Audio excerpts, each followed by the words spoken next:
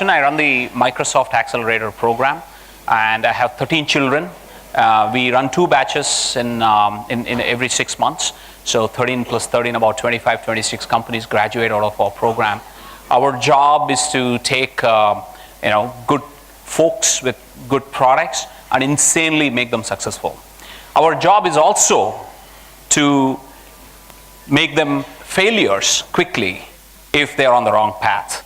As you know, the startup journey is not a one-way street. It could go any way because it's absolutely ridden with risks, and every startup in this room actually know about that as well. So the idea here is to quickly test your product or your idea and then move on, and we help companies even do that. So out of so far we've graduated about 100 startups in the past 3 to 4 years, and out of which about 9 of them have gotten exits. They got bought out, they got the next, they bought some other companies and etc. And then about another 9 of them actually have shut shop. And for about the remaining 80 are very healthy, growing very well, and many of them have pivoted as they went through the program. That's the other aspect of the acceleration that we do. I'll talk a little more about that. But before this, I want to kind of give you a snapshot of, we've been in this ecosystem for quite some time, and we've learned some things as being part of the members of this ecosystem. So I want to give you a small snapshot of where the ecosystem has been.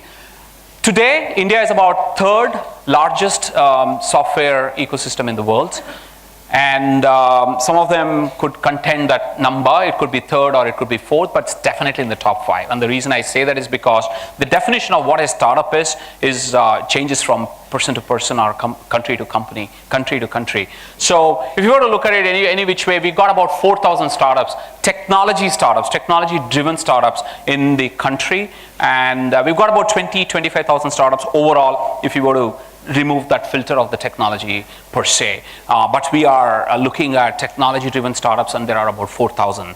And we are pretty close to either 3rd or the 4th in the world, give and take how you measure that particular metric. It's been going really, really well for us in the past 5 years. I did a startup myself way back in 2008, about 8 years ago right now. And at the time, the ecosystem, you could practically meet everybody in that ecosystem in one room.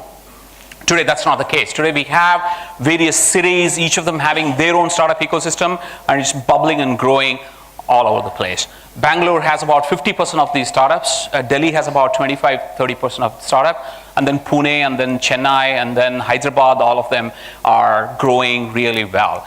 And if you were to look at the thematics of it, we started off with B2C, then we went to e-commerce, and then we went to a food delivery startup. And what comes after food?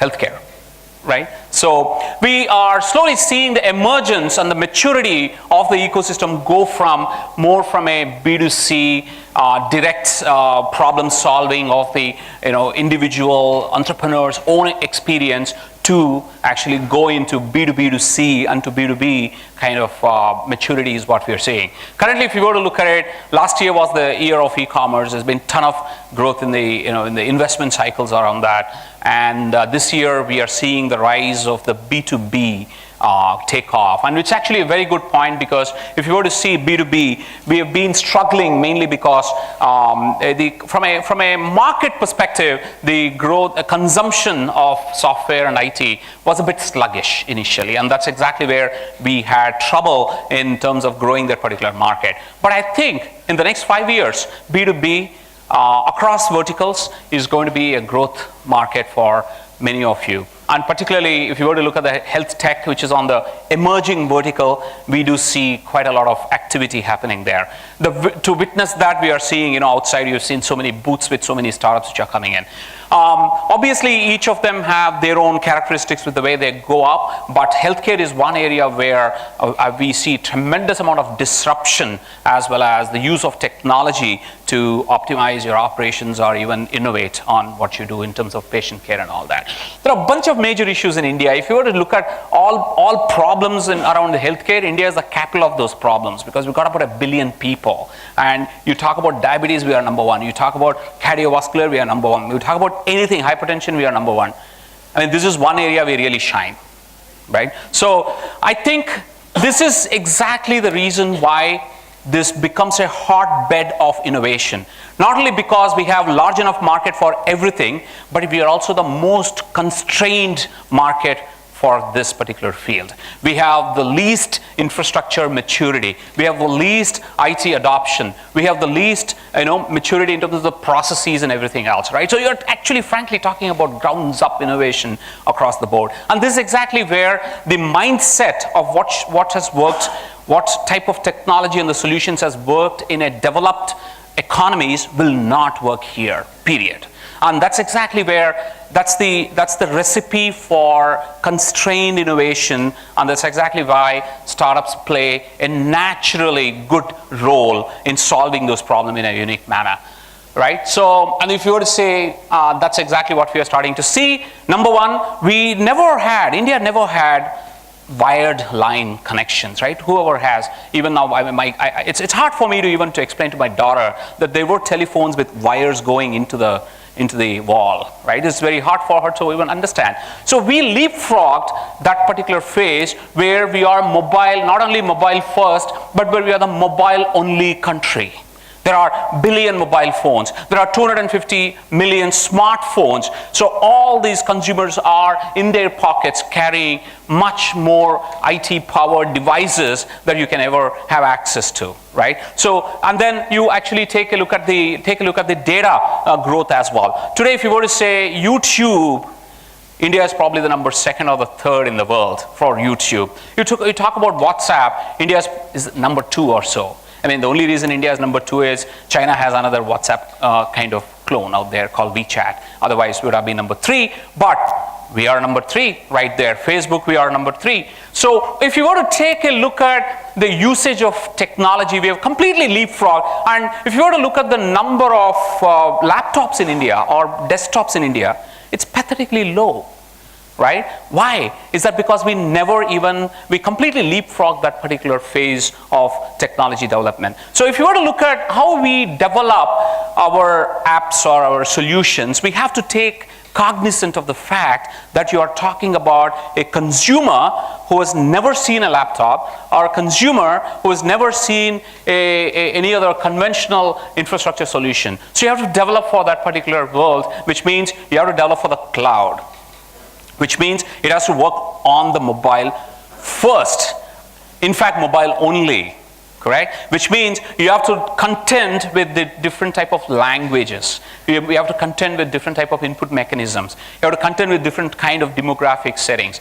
All of that is very different from how we do it. So exactly, which is why it's a very tough market. It is a very constrained environment, and the ecosystem was very nascent. And this is exactly the motivation for Microsoft to actually set up an accelerator program, which was set up about 4 years ago. Like I said at the beginning, we graduated about 100 companies today. And we are the most neutral accelerator program in the country. We do not take any money and no equity, none of it. We actually bring people in, help them become insanely successful in about 6 months. How do we do that? We do it in over 4 type of supports is what we provide. Number 1, we get the world-class mentoring. We got global mentors who are part of the program, who have been there, done that, subject matter expertise, who are paired with individual startups. Their job is to help you make good decisions and support you in your growth. Number 2, we have go-to-market access, which is primarily take you to various customers and then help you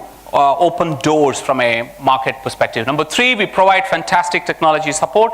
And number 4 is the ecosystem support of mentors, investors, other partners that you need. It's a holistic program which has been running for about 4 years, and we are the number 1 accelerator in the country. And what we have seen, and this is exactly the learning that we've gone through, and what we have seen is that in this ecosystem is that today there are mature startups in the ecosystem. However, what we lack is the ability to open doors for customers. That's very, very critical. I do see a lot of smart engineers who can probably build some solutions based on whatever their experience is, but they need to look at how do they focus on growing those solutions where it has applicability not just to your local environment, but to the globe. And I'm starting to see that in many of the solutions that I have, but let me just talk about some, couple of them, which is who we work with.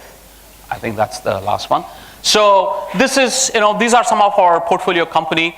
They've all gone through the program, and frankly, it's a part of the growth process. You learn, you change, you pivot, you adapt, you try, and then you keep growing. And that's exactly what we need to do. We can't walk in thinking that what we've developed, the first version, will work forever. First of all, the plan that you have will fail with your first customer. You need to actually then go back to your drawing board and keep changing, and then go back and pitch it again. The good news today is that you have many large organizations willing to open their doors, right? I mean, the testament is this particular session in today's conference is that startups have a session, an equal voice, share of voice, to actually make their solutions be seen, heard, tried, and all that. Please do leverage this opportunity and ask for help and support, and you will get it. Thank you very much.